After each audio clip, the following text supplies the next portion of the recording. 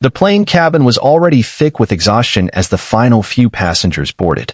Among them was a young woman, barely 26, clutching a worn diaper bag, a folded stroller under one arm, and a crying baby cradled in the other.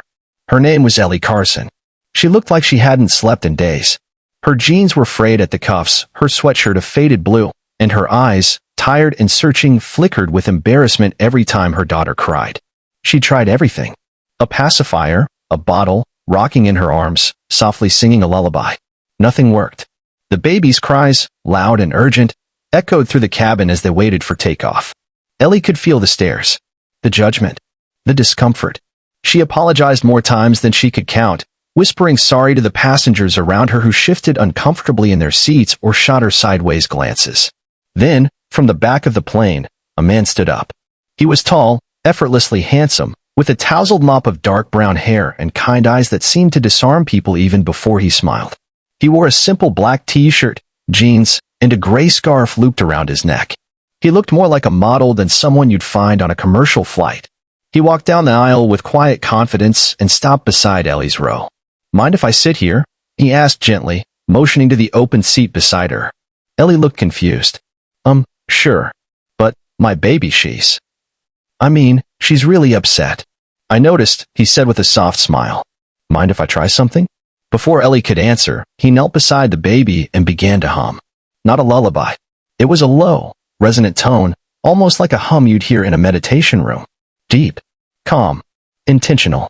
The baby paused, startled by the new sound. She blinked, hiccuped, and fell quiet. Ellie stared. "I don't believe it," she whispered. "I used to volunteer in NICUs," he said casually, adjusting his scarf. "Babies respond to rhythm. It reminds them of the womb." And just like that, the baby was asleep. The entire row seemed to exhale in relief. "I'm sorry," Ellie said again, her voice shaking. "I didn't mean for any of this. It's just, I'm doing this on my own." Her father, he left before she was born. He sat back, folding his hands in his lap. "You don't owe anyone an apology for loving your child." She looked at him, almost like she wasn't sure how to process his kindness. People usually offered her advice, not empathy. Most looked away. "I'm Jake," he said, holding out his hand. "Ellie. Nice to meet you, Ellie." Over the course of the flight, they talked. Quietly at first, then with more ease. Jake asked about her daughter, her name, Lily, her age, 7 months, and about Ellie's life. She told him about her hometown, about losing her job at the diner, and how this flight was her last-ditch effort to start fresh in another city where her cousin had promised to help. Jake listened without interruption. He never offered pity, just presence. And when the turbulence hit, and Lily stirred and began to cry again, he reached over without hesitation, humming that same tone. Ellie watched him, something loosening in her chest. The knot of anxiety and isolation she'd carried for so long began to unravel. They landed in Denver as the sun began to rise. The baby stirred but didn't cry. Ellie gathered her things, trying to keep her emotions from spilling over. Jake walked with her to baggage claim. "Are you sure you're going to be okay?" he asked. She hesitated. "I think I am now."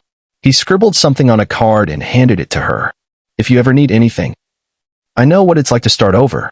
Ellie took it with a nod, her eyes welling up. "Thank you." Really? She didn't expect to ever see him again. But life, as it turned out, had a strange way of circling back. 3 months later, Ellie stood outside a non-profit shelter, one she now volunteered at. A man was inside, leading a workshop on early childhood development for struggling single parents. She peeked through the window. It was Jake. Their eyes met. Recognition. Surprise. And then a smile. He came out after the session, wiping his hands on a napkin. "You found your feet," he said. She nodded. "You gave me my first step." They sat on a bench outside.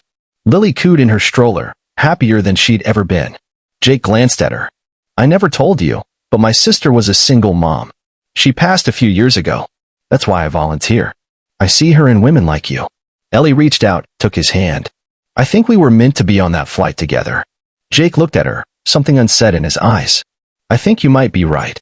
The story didn't end with fairy tales or perfect endings, but it unfolded with connection, with healing, and with the quiet miracle of two strangers crossing paths at the exact moment they needed each other most.